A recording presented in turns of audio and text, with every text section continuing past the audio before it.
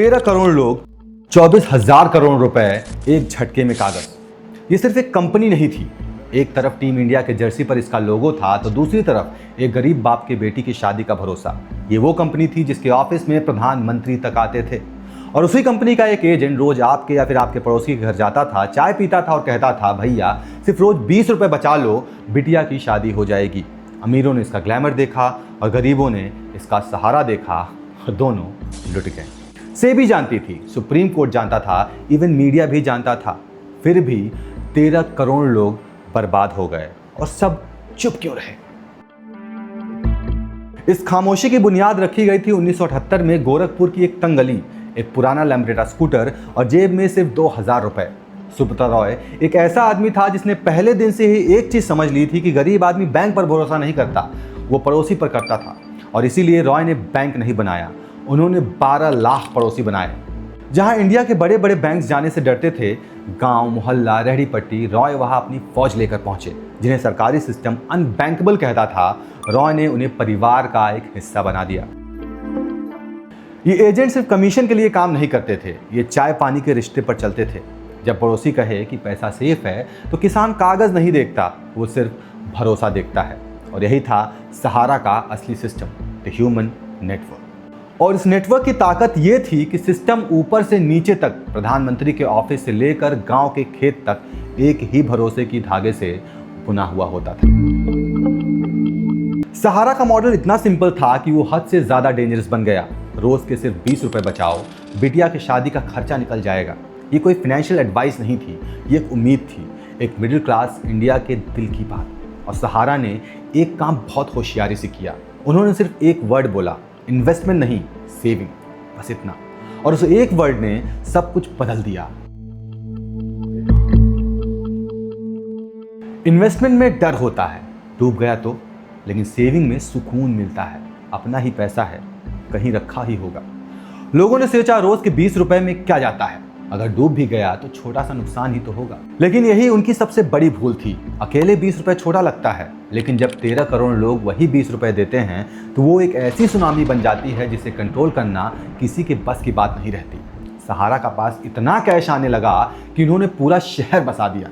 सहारा city, London और New York के महंगे होटल्स खरीद लिए, आईपीएल टीम्स आई, क्रिकेट स्टेडियम बनाया। पैसा लोगों का था, लाइफस्टाइल सारा श्री का था। 13 करोड़ लोगों के छोटे छोटे सपनों को मिलाकर एक आलीशान महल खड़ा हो गया, जिसमें उनके लिए कोई कमरा ही नहीं था। अब सबसे जरूरी सवाल, इतने सालों तक ये चलता कैसे रहा? कोई देख नहीं रहा था क्या?